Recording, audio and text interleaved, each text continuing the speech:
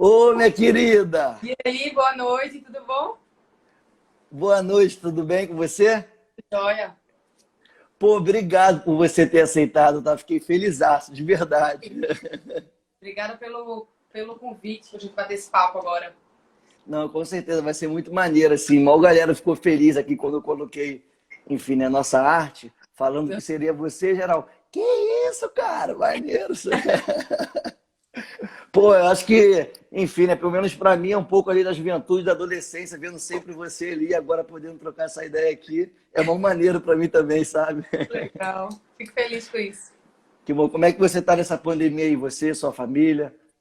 Estamos bem dentro do possível, né? Aqui em casa a gente divide o mesmo médico que tá na linha de frente, né? E, por exemplo, minha mãe saiu pro plantão hoje, só volta sexta. Os Nossa, plantões estão aumentando porque os médicos estão sendo infectados. Então, assim, nossa. no começo foi muito impactante para a gente, porque, né, pensar que minha mãe poderia estar contaminando a gente, mas a gente toma todos os cuidados possíveis e vivendo um dia de cada vez, assim. Ao mesmo tempo que eu fico muito preocupada, porque a minha mãe, eu tenho muito orgulho de ver uma mulher que tem 60 anos de idade, Pô, uma lógico. outra comorbidade e está na linha de frente cumprindo a sua missão, assim. Sim, não, muito legal. Eu não sei se tua mãe já comentou sobre isso, ou também é uma realidade dela, mas imagino que sim. Eu estava conversando com um amigo meu que é médico ontem também. Tá me ouvindo? Uhum. Tô. Tá. Tava conversando com um amigo meu ontem que é médico, e eu perguntei, cara, como é que é?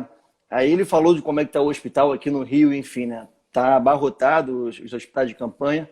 Só que ele falou de como é que é a vestimenta dele. Ele falou, cara, é muita coisa, tudo agonia, assim, psicologicamente o próprio aparato já deixa você muito desconfortável psicologicamente, enfim, né, um pouco estressado ali. Tem que estar bem equilibrado. Não sei se tua mãe também está passando um pouco disso. É bem isso. No começo da pandemia, assim, a primeira semana, ela cortou o cabelo, né? Porque ela falou, não aguentava mais ter que lavar cabelo toda hora que você atende o paciente. Então, eu cortei o cabelo curto para evitar, assim, né? E é aquilo tudo mesmo. O rosto fica marcado das horas. É bem como aquelas fotos mostram, assim. Pô, parabéns para sua mãe, de verdade. Assim, é isso. É Obrigada. preocupação, mas é uma honra, né, É, gigante, né? de Já fato. sabemos mais ou menos da onde vem esse sangue aí, né? De Esse você. sangue. Tem Eu muito sou da a minha mãe, mãe, né? eu acho que um pouco piorado, assim, em termos de personalidade forte, sabe? Eu acho que é bem por aí. Maneiro, minha amiga. Então, vamos lá, né? Vamos lá. Quero te agradecer muito, tá? Pelo seu investimento do seu tempo aqui para trocar essa ideia com a gente, para enriquecer um pouco mais o nosso debate. Deixa eu mostrar aqui também antes, né, para as pessoas que estão chegando aqui, a partir da, enfim, da galera que te segue, para explicar aqui o que é, né? O que a gente faz aqui nesse Siri na Live, né? Que é o nome que nós demos. Que é o seguinte, nesse momento de pandemia, né? Desde ali de março, eu comecei a pensar junto com os amigos, também amigas, de como é que nós poderíamos servir a galera de alguma forma também nesse momento de pandemia. E aí nós decidimos o seguinte, cara, tá todo mundo falando de, enfim, da pandemia, de coronavírus e tudo mais, que nós precisamos saber e ter, enfim, né, tá cada vez mais consciente. Só que, já que é um momento que está todo mundo, né, radicalizando conceitos, aí o Serina Live veio justamente para isso, para a gente falar de outros temas também, que Importante. naturalmente, na rotina da nossa vida, né, a gente já sabe que acontece, mas não consegue parar e analisar e refletir. E Aham. esse é um pouco enfim, né, o Serina Live é um pouco disso, de chegar assim, gente, vamos debater agora durante uma horinha aqui com pessoas que têm realmente propriedade e você pô, tá aqui com a gente de verdade, muito maneiro. Enfim, aí te agradecendo mais uma vez, vou te apresentar aqui um pouco, enfim, né, antes de apresentar, para falar com a galera, gente, então, eu vou de vez em quando olhar para cá. Por quê? Quando nós colocamos a arte, né, que nós conversaríamos aqui, eu coloquei nas histórias uma caixinha de perguntas. E aí, para as perguntas da galera tá aqui no computador, sacou? Beleza. Então, eu vou olhar aqui, que não vai ser meio, enfim, falta de educação, não, é só porque, para você entender, tá? Tá. Enfim, vamos lá. Joana Maranhão é natural de Recife e iniciou a natação aos 3 anos de idade. Possui 8 medalhas nos Jogos Pan-Americanos, 8 recordes sul-americanos e 4 participações nos Jogos Olímpicos. É casada com o ex-judoca e campeão mundial Luciano Correia. e é a mãe do pequeno Caetano. Tô certo ou tô errado? É É tudo isso, tá certíssimo. Então, esse é o Siri. Jefferson trouxe Esse é verdade. o Siri apresentando a Joana. Se apresenta pra galera aí também. Não, é isso. Eu fui atleta de rendimento por muitos anos, sou mãe de Caetano, estou gerente de esporte na Secretaria Municipal e foi isso. A natação foi a minha vida dos 3 até os 30, enquanto atleta, né? E Uhum. hoje a natação é um hobby na minha vida. E aí, nesses anos, enquanto atleta de alto rendimento, eu vivi várias e várias experiências. E, resumindo, a minha vida é isso. Legal, legal. Então vamos aqui para as perguntas, né? Porque tem Vamos embora. 11 perguntas que não acaba mais aqui, enfim. Tá. E aí, mas tem uma pergunta que é padrão, que a gente sempre faz para todos e todas no começo aqui da nossa conversa, né? Que é um pouco do seu começo, sabe? A gente sabe que ele desde os 3 anos, né? Você já vem nadando e tudo mais. Mas assim, uma coisa, eu, por exemplo, quando era criança, eu também nadei, né? Enfim, e aí, mas não necessariamente a gente vai ser nadador profissional. A pergunta é, qual foi o momento que você percebeu durante o seu processo de natação assim, ó, eu não quero, eu gosto de nadar, mas além de gostar de nadar, eu quero que isso seja minha profissão. Óbvio que hoje é outra, sua vida é Uhum. outra, né? Mas nesse momento aí que você, enfim, né, virou nossa referência aí também, como é que foi Esse essa processo, né? virada? Isso. Para mim não foi uma virada assim de chave. Eu acho que foi uma coisa que eu fui me descobrindo nesse lugar enquanto atleta. A minha personalidade, eu ser muito perfeccionista, eu sempre querer fazer as coisas da melhor maneira possível, corroborou e casou muito bem para uma modalidade individual e solitária como a natação. E então eu acho que eu sempre fui atleta, eu acho que a minha personalidade já é muito de uma pessoa que busca rendimento. E aí chegou naquele lugar em que eu tinha jeito para aquilo, né? Eu assimilava as técnicas, eu conseguia nadar, eu aprendi os 4 estilos muito rápido. E aí você começa a escutar o teu técnico falando que você tem uma técnica muito boa. Eu fui inserida no ambiente competitivo de uma maneira muito lúdica. Eu fui uma criança que competiu, mas que não viveu pressão, que muitas crianças vivem. Então, a natação foi prazerosa por muitos anos. E muito cedo eu cheguei para minha mãe, antes de ter 10 anos de idade, eu falei para minha mãe que antes de eu virar infantil 1, que é quando a gente começa a disputar campeonatos brasileiros, que eu ia mudar de clube para um clube que era o único clube profissional da minha cidade. Que eu ia ficar até o Petis 2, onde eu estava, porque eu tinha muitos amigos. Mas eu falei assim, mãe, depois a coisa fica séria. E aí vai que eu tenho proposta do Flamengo, do Vasco, e vou ter que morar... E minha mãe ficou meio assim. Então, acho que sempre eu acho que sempre foi essa coisa do ser atleta, é uma coisa minha, entendeu? E aí eu fazia aquilo bem e eu melhorava o tempo e eu queria saber até onde aquilo poderia ir. Então, eu acho que eu só me encontrei. Eu sempre fui isso e eu me encontrei naquele lugar. Saquei, pô, maneiro, maneiro, maneiro. Importante. Depois, assim, não tá aqui, mas eu queria fazer uma pergunta mais para frente. Como é que você lidar com o alto rendimento que você sempre teve ali, né, no esporte? Como é que você faz hoje na sua vida, enfim, como mãe, como mulher, como, enfim, né, na secretaria e tudo mais? Como é que, enfim, depois eu pergunto aqui. É. Pode falar um pouquinho sobre isso, assim, como é que Posso? esse alto rendimento, né, do esporte você agora que não está, né, enfim, né, como uma atleta, mas Uhum. como é que você faz, o que você pode tirar dali para você também ter uma boa atuação no seu trabalho de hoje, enfim, em toda a sua vida de hoje? Eu acho que na gestão pública, uma coisa que é muito característica minha e da minha chefe, que foi uma atleta de rendimento também, a gente executa algum projeto ou a gente escreve algum projeto, a escrita passa por mim, por ela várias vezes, porque a gente quer que seja muito bem feito. Executa algum projeto, executa alguma ação e a gente pensa, tudo bem, fizemos, vamos agora analisar e como é que pode ser melhorado.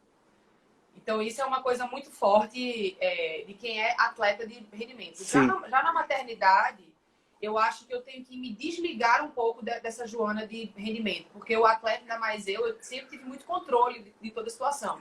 Quem controla hoje é o meu filho. Ele escolheu como ele ia nascer, a data que ele ia nascer, a hora Muito que ele bom. ia nascer, a hora que ele vai mamar, ainda que eu queira dormir. Então, assim, eu preciso me desprender um pouco desse controle. Às vezes eu já fico muito, meu Deus, mas tá na hora dele comer e ele não comeu. E o meu marido fala assim, Joana, ele não quer comer agora. Ponto. Né? Então, pro trabalho eu acho muito bom, mas eu acho que pra maternidade eu preciso desligar um pouco esse interruptor de Joana atleta, sabe? Legal, né? Assim, pela percepção que eu tive, né? Aqui. esse alto rendimento te gerou diversas coisas boas, só que a vida é tão maravilhosa que assim, ó, nem sempre aquele modelo serve para tudo, né? Vem alguma coisa e muda totalmente, né? Exato. Existem momentos, assim, mas é uma coisa, a gente trabalha por performance a vida inteira, praticamente, né? Em busca daquele centésimo, de uma classificação, de um índice, passar para uma semifinal, para uma final. Então, não é como se você virasse a página de um dia para o outro, né? Eu acordei várias vezes de manhã, quando eu não era mais atleta. Meu Deus, a hora do treino. Não tinha jeito. Então... Maneiro, maneiro. Mas fica no sangue mesmo, né? Ali, o psicológico também tá... É isso, né? Também o que muitos falam, né? O atleta não só ter o talento, mas também trabalhar muito o psicológico para o controle ali, né? Se bobear, enfim, deve ser, não sei lá, tô falando aqui, mas se bobear o psicológico é até mais importante em vários momentos do que até mesmo o talento, né? Muito mais. Talento não ganha jogo sozinho. Obviamente que o fato de eu ter uma predisposição para a prática fez com que aguçasse o meu interesse pela natação, né? E o fato de eu competir e ganhar medalhas e ganhar provas, né? O meu talento ali foi uma coisa que me sugou a ter mais interesse para aquilo. Mas sem muito trabalho duro e esse trabalho mental, que é uma coisa que eu negligenciei muito por muitos anos, assim, foi mais no final da minha carreira que eu comecei a entender que o treino mental era tão importante quanto o treino físico, por exemplo. Legal, legal. Vamos lá, vamos para as perguntas aqui, ó. Uma pergunta do Júlio, tá? Vamos lá, ó. Sobre desigualdade. Em um país tão desigual quanto o Brasil, o esporte tem um poder fundamental de transformar vidas, de dar o empoderamento ao ser humano. Como você vê essa importância do esporte na vida da sociedade? Olha, hoje eu fiz um desabafo no Twitter falando justamente sobre isso. Porque quando a gente fala de esporte, muitas pessoas acham que a gente está falando só do alto rendimento, só do cetacielo, ou só da malrimagem. Não, a gente está falando do esporte de rendimento escolar, social, que ele abrange todas as pautas identitárias que a gente que é progressista fala tanto da importância. O esporte engloba absolutamente todas elas. Até jogos indígenas a gente pode fazer, empoderando o povo indígena e aliando a práticas esportivas, sabe? Então é tanta coisa que a gente pode fazer e eu sinto falta desse engajamento, sabe? A gente teve um sopro ali em termos de Brasil, né, de um Ministério dos Esportes muito mais focado em alto rendimento, a gente não debateu muita educação física escolar e o desporto social, mas tudo bem, existiu alguma coisa. E, de repente, as coisas se desmontaram, retrocessos e a gente não tem ninguém que esteja nos defendendo. E quando eu digo ninguém, eu estou falando a gente enquanto campo progressista, assim. Porque eu, várias vezes, tento propor debates e é meio que visto como isso não é prioridade. Como que não é prioridade? Investimento em esporte é investimento em saúde, é investimento em lazer, tá na Constituição. Eu não estou falando de você investir R$ 1.000 naquela criança para ela ser um campeão olímpico. Não, eu estou falando na democratização e acesso à prática esportiva. Então, é muito triste. Hoje foi um dia que eu me senti muito, muito triste, porque a gente tem uma PL. Ontem, a cultura deu uma esperança para a gente, né? Foi, verdade. A classe se mobilizou. Sim. Né? Tem uma PL de esportes que a gente está tentando fazer com que a comunidade se mobilize para colocar em votação e a gente não teve engajamento de praticamente ninguém. Porque o esporte é sempre visto como uma coisa que não é importante, né? E aí depois, quando a gente vê o campo de liberal e o campo da direita cooptando essa galera e atletas indo para esse discurso, né, de meritocracia e dando mais votos para a direita, a gente fica triste. Mas a gente não dialoga com eles, né? Verdade. Nossa, olha que... Enfim, né? Tá vendo? O maravilhoso dessas lives é que cada dia eu aprendo mais, assim. Com certeza a galera que está participando aqui aprende muito. Porque a gente fala... Por exemplo, eu nem me apresentei, né? Eu sou o William Siri, enfim, moro em Campo Grande, na zona oeste da cidade do Rio de Janeiro. Peço até desculpas aí a não ter falado, enfim, sobre mim um pouco. E aqui na zona oeste, em Campo Grande, zona oeste da cidade do Rio de Janeiro, a gente fala muito, né, sobre esporte e tal, da importância. Só que a gente fala da importância, só que no fundo, e aí sendo muito sincero, no fundo, a gente não dá esse valor como você colocou aqui. E aí quando vem, por exemplo, a galera que, meu irmão, é fisiológica, o vereador, o deputado, que faz ali o esporte acontecer e tudo mais, lá, a pessoa só gosta... Não, é justamente por isso. é a compreensão, no fundo, é a compreensão de como o esporte mexe com essa galera, sacou? Mas a gente, com o nosso olhar preconceituoso, isso, né? O nosso olhar preconceituoso diz, tá vendo? Esse pessoal só gosta disso e tal, por isso que esses vereadores. Não é, assim, é o preconceito e da. E é isso, né? A gente vive muito na teoria e dentro dos castelos das universidades, né? E isso que você colocou agora é isso. Todo mundo, Exato. no ruim, todo mundo pratica algum esporte. Só que a questão é o seguinte, é a compreensão que aquilo tem que estar na veia de todo mundo para um desenvolvimento, né? Exato. E uma política pública forte. A partir do momento que a gente se coloca e a gente cria, e quando for tentar fazer qualquer retrocesso, a gente se impõe enquanto comunidade, porque eu digo assim, o RG do esporte, né? Quando você fala de esporte de alto rendimento, a gente pensa nos atletas de rendimento, tudo bem. Mas a gente vem na frente com aquela gama de expressões esportivas por trás. Então, quando a gente não deixa ter nenhum retrocesso, a gente está defendendo, inclusive, o professor de educação física da escola municipal, que às vezes não tem nem espaço para dar aula. E tem a sua importância, e como tem, né? Então, é um debate que eu fico muito triste porque a gente não faz com a seriedade que precisa.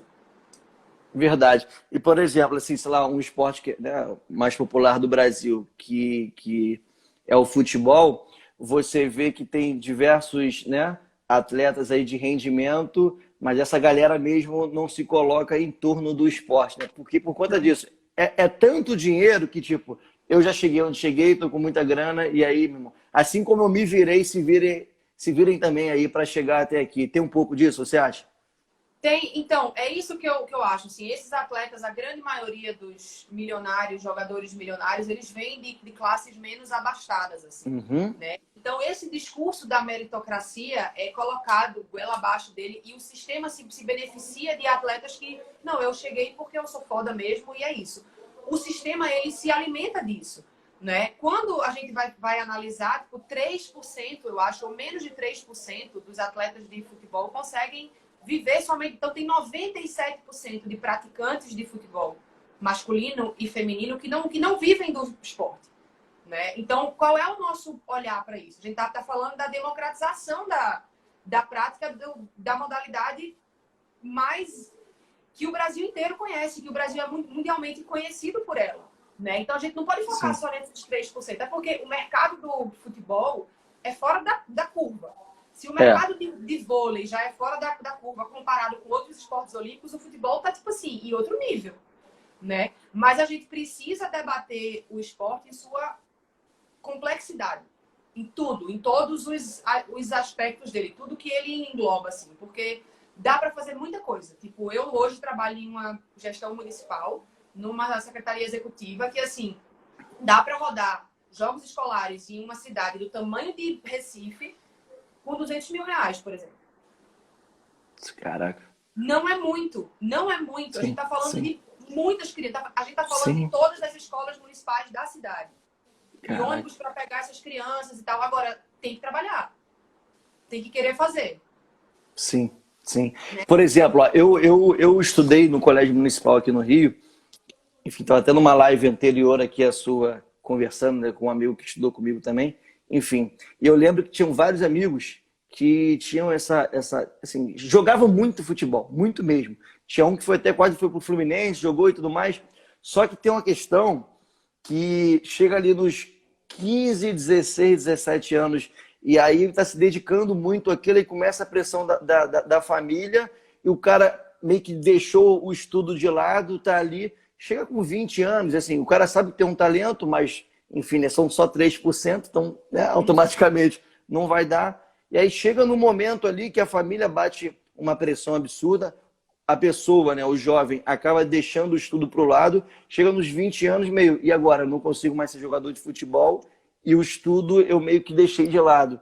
E é isso, aí vira, enfim, né? Aí fica meio a Deus dará, porque não tem nenhuma política pública para essa galera. Isso aí é uma outra chave também. A gente, no Brasil, a gente não vincula a prática esportiva à área acadêmica, né?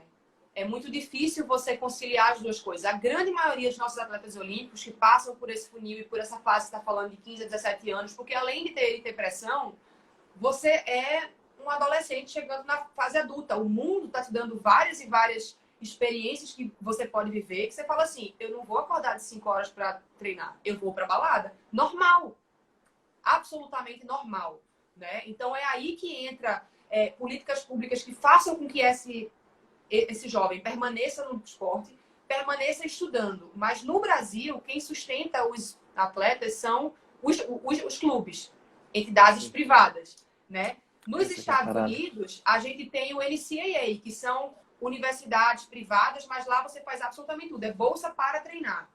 Aí a gente pega um outro país, que é como Cuba, que o atleta recebe dinheiro para treinar e representar o país. Então, são dois países com políticas econômicas completamente diferentes. O que é que eles têm em comum? Aliam a carreira acadêmica com a carreira esportiva, né? Um pago pelo Estado e outro pela iniciativa privada. Os dois são potências esportivas. Então, talvez aí tenha um caminho para o Brasil pensar, né? Sim, sim, sim. E a gente está muito longe disso, né? Muito. Se a gente for ver os nossos jogos universitários, o nível é muito fraco. A grande maioria dos atletas de rendimento no Brasil não estuda. Eu posso chutar aqui que eu acho que menos de 5% tem um curso superior. Não estuda. E isso vem incentivado pelos técnicos, assim, sabe? Eu já ouvi técnico falar, faz o supletivo, não faz a faculdade agora não. Quando você parar de nadar, você estuda. Assim como diversos outros temas, o esporte é uma realidade também, assim. Tem que sofrer uma transformação a partir da base, né? Assim, até mesmo de mudança de mentalidade, ampliar a consciência, né? Isso. E aí, quando o jovem ele tem acesso a várias práticas esportivas, ele vai entender qual que ele se sente melhor, ele vai ser atleta ou não, mas as experiências que estão ali para lidar com vitória, com fracasso, com pressão, enfim, essas lições estão ali disponíveis para esse jovem, independente dele escolher ser atleta ou não, né? E como é que a gente fomenta isso? Jogos escolares, jogos da juventude.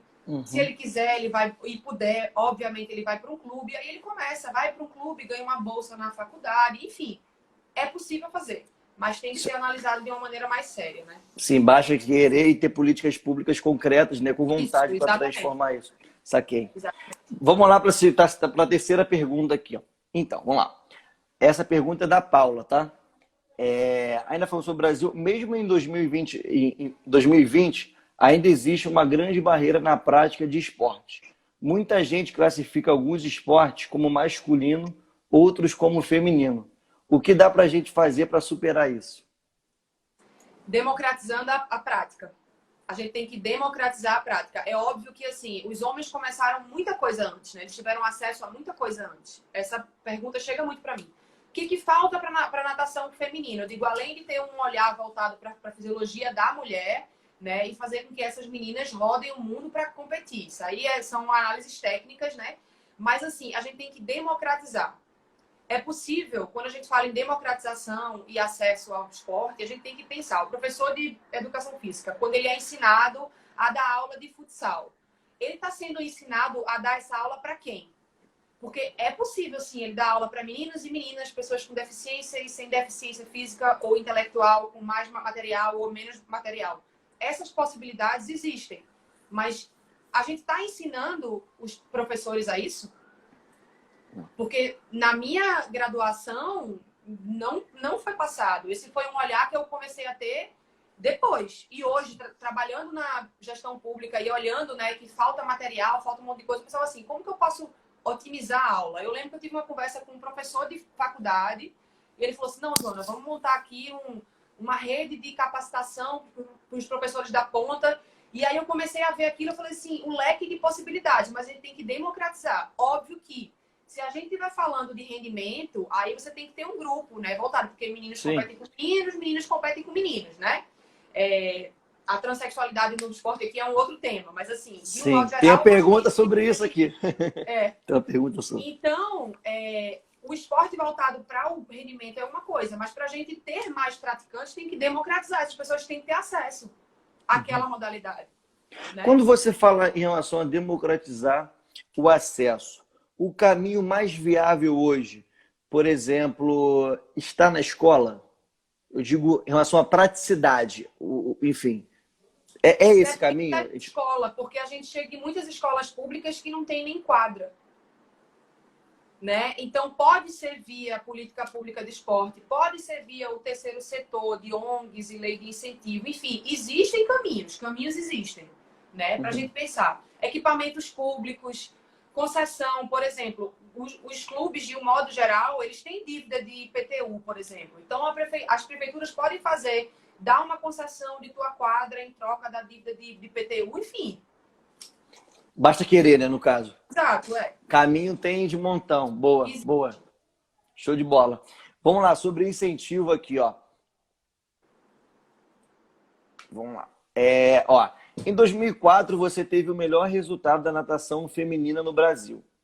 De lá para cá, os bons resultados não são tão comuns, né? A gente sabe que a gente sabe que não faltam atletas excelentes. Você acha que falta um apoio, incentivo e estrutura na natação feminina? Então, eu acho que assim, em 2004 a gente foi a única edição dos Jogos Olímpicos em que as mulheres do Brasil tiveram resultado melhor do que os homens, né? Isso nunca mais se repetiu, né? E eu acho que éramos um grupo de mulheres, não teve nada de estrutura que tenha sido diferenciada para aquele grupo de meninas, para a gente, não. Éramos um grupo de meninas que nunca tinham ido para os Jogos Olímpicos, então a gente se uniu, tipo assim, para dar força uma para a outra, assim, foi uma sororidade, foi uma coisa muito bonita de se ver. E a gente comenta muito, né? O grupo de meninas que esteve lá. Depois dali, eu acho que era o momento da confederação entender assim, o que eu posso fazer para que essas meninas sigam evoluindo, porque uma coisa é chegar no topo, outra coisa é se manter. Lógico. Né? E como é que eu posso fazer para que mais meninas estejam nesse circuito também? Isso não foi feito. Só em 2013, né? Faltando 3 anos para os Jogos Olímpicos do Rio, ou seja, nada, que a natação resolveu fazer a diferenciação entre a natação masculina e a natação feminina. Estava em cima da hora. 3 anos não é nada, não deu nem um ciclo olímpico, sabe? E aí problemas internos também, porque eu acho que o treinador da seleção, na minha opinião, ele não pode ter vínculo com nenhum clube. Ele tem que ser treinador da seleção. Ele não pode ser o técnico de Joana e técnico da seleção. Ele tem que ser técnico da seleção. Né? Então a gente teve esse problema também que, assim, eu mesma não me sentia... eu não conseguia ter um diálogo com o técnico porque ele era técnico da minha adversária, por exemplo, sabe? Então eu acho que isso também precisa ser repensado. O judô fez isso, né? O judô brasileiro fez isso e hoje essa geração feminina tem mais resultado do que a masculina. Sim, sim. Né? Então, de novo, é possível fazer, mas é um olhar que tem que ter ginecologista do esporte, psicologia. Por muito tempo é ensinado pra gente, treine como um homem, né? E treinar como homem era dito pra mim que era ter tolerância à dor. E eu sempre tolerei a dor, sempre treinei muito forte. E de repente eu vi... Mulher tolera muito mais dor do que homem. Não, mulher tolera muito... gênero. Sim, sim, sim. Eu treinava com meninos que saíam do treino, porque estavam com dor. E eu tava aguentando aquela dor. Então, não tem a ver com gênero, né? Só que isso é ensinado pra gente. Então, e outra coisa também muito importante, nós mulheres, a gente precisa se enxergar não apenas enquanto atleta. Eu preciso olhar para uma dirigente mulher, para um técnico-chefe mulher, para uma médica mulher, para as pessoas que fazem parte da equipe do alto rendimento, mulher. E não tem. Tá mudando? Ou isso não tem ainda uma realidade em 2020? Ou tem algum processo de mudança? Não, eu acho que essa semana teve uma reunião, até que postaram assim, reunião dos treinadores de alto rendimento da natação do Brasil, só homem. Só homem. Não tem mulher. Sim, é surreal. É uma panela ali masculina. Não é que não existam mulheres sim, treinadoras boas, não. Porque lógico. Eu fui treinada por uma mulher chamada Rosane Carneiro, que ela foi a primeira mulher para ir para um Pan-Americano como técnica e para Jogos Olímpicos também. Foi técnica de um atleta que foi campeão pan-americano em 2 provas em 2007 e finalista olímpico em 2008 e finalista de mundial. Então, assim, eu não estou falando que mulheres não sabem dar treino e vamos dar uma... Não é cota para mulher, tem muita treinadora boa. Sim, falta realmente espaço. Sim. É estrutural mesmo, né? Esse machismo, enfim, é real. Vamos lá. Uma pergunta aqui da Fernanda. Vamos lá. Como a natação participou da sua vida em relação à questão do abuso? O que você diria para jovens atletas ou mulheres em geral? Pergunta da Fernanda.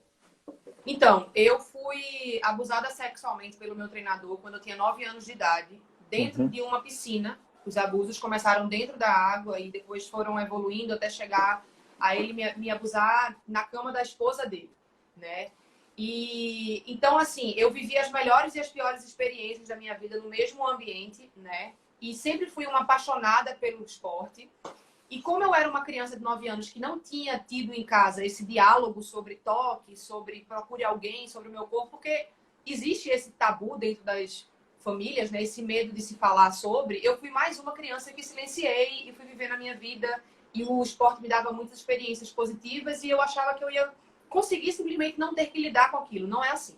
Eventualmente, né? Eu tive mudança de comportamento na fase adolescente, mais na fase adulta, com primeira experiência sexual, com a questão da vaidade, enfim. Comecei a ter depressão, crise de pânico, tentativa de suicídio. Então, assim, foi um processo muito doloroso que eu tive que enfrentar, de sentar numa terapia para entender que eu tinha sido abusada pelo meu treinador, que era uma pessoa que era para cuidar de mim e me guiar, e era uma pessoa que eu confiava muito, né? Como que você passa a confiar em outras pessoas? E para mim, assim, como para mim, a partir do momento que eu enfrentei essa história na terapia, era praticamente impossível naquele momento achar que eu iria ter uma relação positiva com a natação de novo. Então eu reformulei a minha meta de vida. Se antes era ser medalhista olímpica, agora era ressignificar a natação na minha vida, né? Então eu passei a ter uma relação de amor e ódio por muito tempo, de altos e baixos, de resultados muito bons, depois muito ruins. Eu não conseguia ter uma constante, né? Mas no final das contas eu consegui ter uma vida equilibrada e me apaixonar pelo esporte de novo, entender que a minha história transcendeu a minha quebra de silêncio, tem uma lei que leva o meu nome. Então eu acho que a gente só vai inverter essa lógica quando a gente falar, quando a gente verbalizar. Tem que ter lei, tem que ter punição, tem que ter tudo isso. Mas enquanto a gente não quebrar essa lógica do silêncio e da educação sexual, crianças vão seguir sendo abusadas, vão seguir silenciando e vão adoecer na fase adulta sem saber como lidar com esse turbilhão de coisas que é você enfrentar os seus traumas de infância na fase adulta. Eu só não entendi uma coisa. E qual foi o momento que você começou a se cuidar psicologicamente? Foi mesmo na adolescência ou foi depois de mais velha? Não, a minha mãe, assim, eu desenvolvi algumas fobias logo depois desse abuso, né? Que eu silenciei, eu simplesmente falei pra minha mãe que eu não queria mais contato com ele, mudei tudo na minha vida, escola, clube, amizade, mudei tudo e achei que ia funcionar. E aí eu passei a ter fobia de ficar só em quarto. E aí a minha mãe me levou para uma psicóloga, eu fiquei por 2 anos com ela, e eu não falei para ela. Eu falava que eu tinha medo do cadeirudo da novela. Eu lembro que PC Farias foi morto, eu falava, não, eu tenho medo disso. Eu falava que eu tinha medo de muita coisa, menos do que realmente tinha acontecido. Só depois dos meus 18 anos, 17 para 18 anos, depois que eu já era uma atleta olímpica, foi que eu percebi que, assim, eu preciso sentar em uma terapia sem sair, porque eu entrava e saía, né? Eu preciso ter a coragem de. E foi no método holístico que me fez muito bem. Esse enfrentamento, né? Essa verbalização, no meu caso, foi no método holístico que eu comecei na metade de 2005. E só consegui verbalizar para todos em 2008. Então, olha o tanto de tempo que leva, né? Você começa Que processo, né? É um processo. Caraca. Enfim. Obrigado aí, porque ao mesmo tempo que a gente vê a importância do falar, sabe? Mas ao mesmo tempo a gente fica comovido assim, e aí até o saber lidar, mas obrigado aí, por com certeza muita gente que está ouvindo aí também, e eu aqui aprendi muito sobre, enfim. Minha querida, vamos lá então, na sexta pergunta aqui, que é da Ana Luísa. É um pouco da sua ONG, né? Para você falar um pouco da sua ONG, como surgiu e como ela influenciou na sua vida e tal. Eu trouxe a minha história à tona em 2008. Em 2009, eu fui chamada para ir para o Senado, porque tinha um projeto de lei que queriam colocar o meu nome. Lembrando que eu não pude denunciar o meu abusador, porque o crime já havia prescrito, né? Até então, quando a vítima fazia 18 anos, era como se o crime não existisse mais.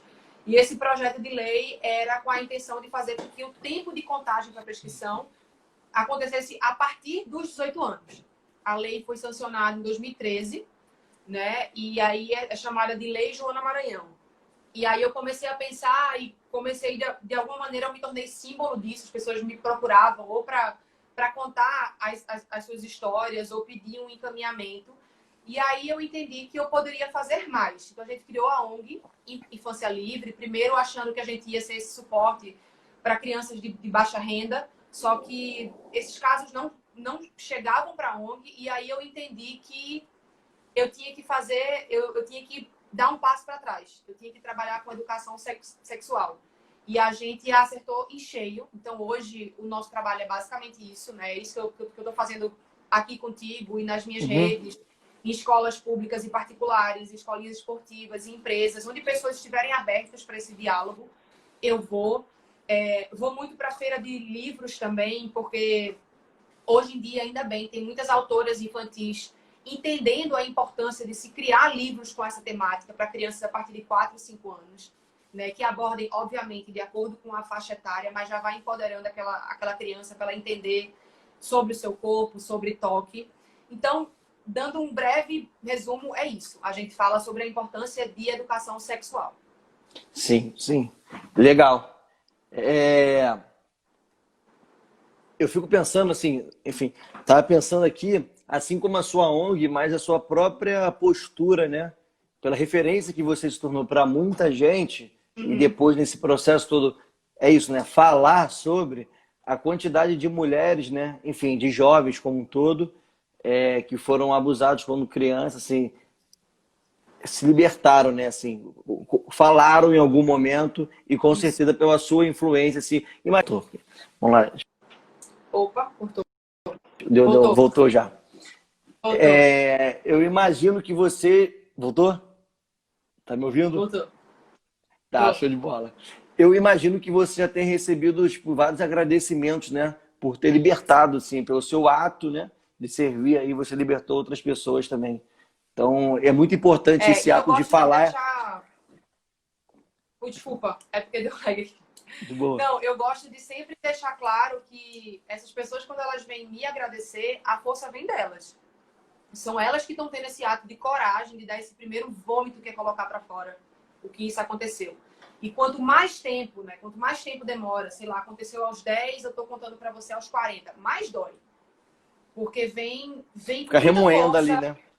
Vem com muita força algo que você tentou reprimir, né? E aí vem para a flor da pele mesmo. É uma analogia que eu sempre faço. Você ser vítima de abuso é você ter uma ferida aberta. Aquela ferida aberta bem feia, sangrenta, purulenta. E você vai tentando, de alguma maneira, cicatrizar aquilo, né? Hoje, a minha ferida, ela é uma cicatriz. Eu olho, eu vejo que ela tá ali. Algumas vezes eu me desequilibro, bato e ela sangra. Mas hoje ela sangra menos do que ela sangrava quando estava aberta. É isso. Mas a cicatriz vai estar sempre ali e, eventualmente, eu vou me desequilibrar ou vou machucar ela de alguma maneira, sabe? Então, é isso. É você conviver o tempo inteiro com tua própria história, buscando todos os dias ressignificar. E tem dias mais difíceis e dias que a gente consegue viver com isso de uma maneira menos tortuosa, pode-se dizer assim. Sim, sim. E é perverso, né? Enfim. É perverso, né? Vamos lá, minha querida. Enfim, vamos aqui para a sétima pergunta sobre o cenário. Então, você acha que o cenário para as mulheres hoje é melhor ou pior do que quando você iniciou a sua carreira? Uma pergunta da Thaisa. Eu vim tão cercada de privilégios, assim, enquanto atleta, né? Eu tive o patrocínio e família que sempre pagou para eu competir, estar presente, que eu nunca senti essa questão de gênero, sabe? Eu comecei a sentir muito mais por aquilo que eu tô te falando agora. Quando eu me entendi enquanto uma mulher de alto rendimento, quando eu comecei a entender que não era treinar como homem, era treinar como Joana e tal, e comecei a não me enxergar em outro local que não fosse enquanto atleta, ou comecei a escutar as pessoas falando se eu tinha me depilado ou não, porque a minha virilha estava mais ou menos cabeluda, ou a minha amiga com o maiô mais cavado, porque estava querendo, enfim. Aí que eu comecei a despertar para isso, né? Mas o machismo estrutural, ele é algo tão perverso que ele faz com que você, durante muito tempo, normatize isso. Então, eu normatizava e eu era machista com muitas outras mulheres também. De escutar piadinha e ficar calada, enfim. Então isso é algo que, de novo, se a gente não conversa sobre, se a gente não verbaliza, a gente não enxerga. Por muito tempo eu não enxerguei esse machismo. Até o fato de eu ter sido abusada aos 9 anos de idade tem essa relação do patriarcado, da relação do maior sobre o menor, da relação de hierarquia do treinador, atleta, homem e mulher, sabe? Então tá tudo ligado. Não, deixa eu te perguntar, quando você fala assim, ó, em vários momentos eu reproduzi o machismo, em vários momentos ali eu não percebi e tal, o que fez você começar essa percepção dentro ainda da sua carreira? Enfim, a influência de alguém, sei lá, como é que foi esse processo também?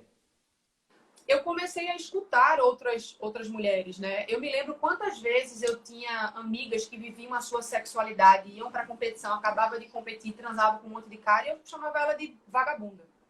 E os meus colegas de seleção faziam a mesma coisa e eu achava que eles eram garanhões, assim. Então, quando eu questionei isso, eu falei assim, peraí. Aí, uma dessas amigas falou assim, que eu falei, fulaninha deu, não sei o quê. Aí falou assim, Joana, mas ela deu o dela ou deu de outro? Aí eu fiquei tipo assim, caraca, é o corpo dela. Olha que coisa básica, né? E aí eu comecei a tentar ler sobre o feminismo e entender como que eu reproduzia isso, né? Como eu me incomodava quando era um machista comigo, mas eu reproduzia o machismo com outras mulheres, né? Até que eu peguei O Segundo Sexo de Simone de Beauvoir e eu li aquele livro. Demorei meses lendo, porque eu ia e voltava. E aí eu falei assim, meu Deus, a gente tem muita coisa ainda por fazer, né? Tem muita coisa pra gente fazer. Não, imagina essa transformação, né? Desse ler, reler. Tipo, será que é isso mesmo que ela tá falando, né? Não, é muita coisa. Eu lembro de, assim, uma coisa na minha casa. A minha mãe, por muitos anos, minha mãe foi casada com meu pai 17 anos. Meu pai é um cara massa, mas obviamente que tem esse machismo estrutural. E aí minha mãe sempre teve unhas curtas e rosa. E quando eu comecei a pintar a minha unha, eu queria pintar de vermelho. Eu falei, mãe, por que você não pinta? Ela falou, porque o seu pai não gosta. E eu achava normal. Depois eu parei pra pensar. Minha mãe ficou 17 anos sem pintar a unha de vermelho porque meu pai não gostava. Surreal. Né? Sim. Aí hoje, se alguém chega pra mim e fala, eu falo assim, tudo bem, fala pro seu pai não pintar a unha dele de vermelho. Né? Resolvido. Pronto. A unha de quem? Boa. Vem cá, vamos lá. Sobre a questão trans, né? Vamos lá. Como você entende a participação de atletas que produzem naturalmente altos níveis de testosterona? Atleta trans. São várias coisas que a gente precisa colocar aí, certo? Primeiro é a gente parar de querer colocar mulheres ou homens trans que estão dentro do alto rendimento, que estão cumprindo porque a regra existe. Por exemplo, a Tiffany, a regra existe, a regra permite que Tiffany esteja jogando vôlei. Ela não está burlando a regra. Então vamos parar de querer colocar a Tiffany no mesmo local de pessoas que usam substâncias exógenas para ter ganho de performance. Não é a mesma coisa. Não estamos falando da mesma coisa, certo? Eu acho que a gente tem que ter a ciência do nosso lado. E a ciência hoje, ela não tem nada que comprove vantagem ou equidade. O que temos hoje é uma regra que permite que Tiffany e transexuais joguem vôlei ou outra modalidade. Aí falam de homens trans. Homem trans não chega no alto rendimento. Chega.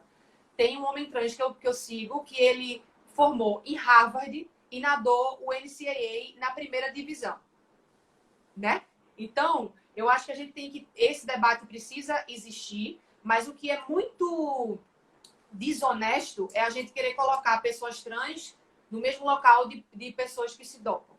Não é a mesma coisa. Não é desonesto demais, muito desonesto.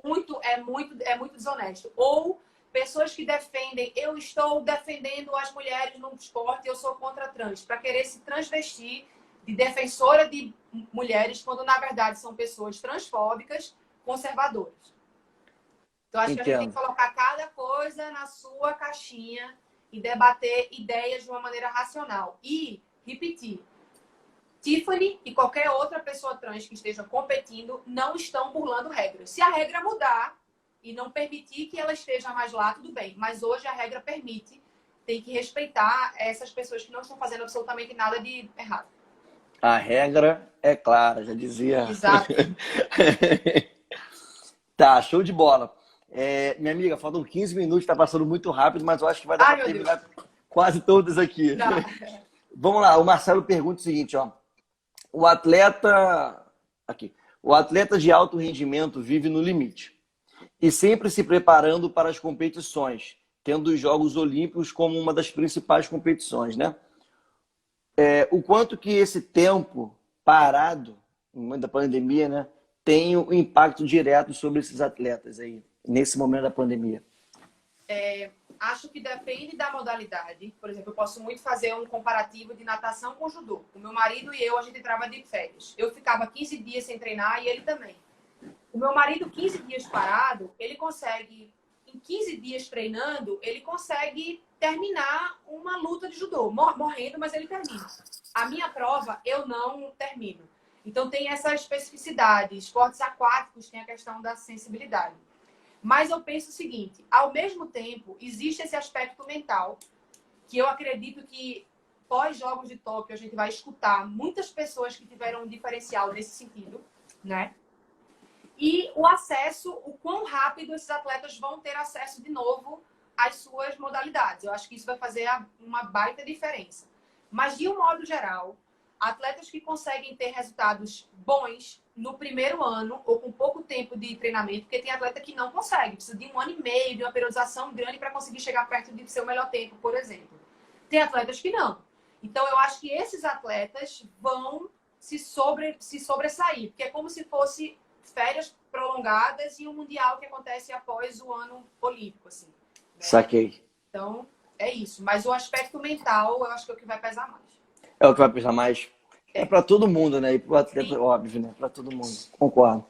Deixa eu te perguntar uma coisa aqui, mas, enfim, tem algumas perguntas aqui ainda.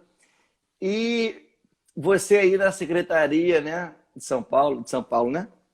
Recife. Recife, então eu estudei São Paulo, viajei, é óbvio.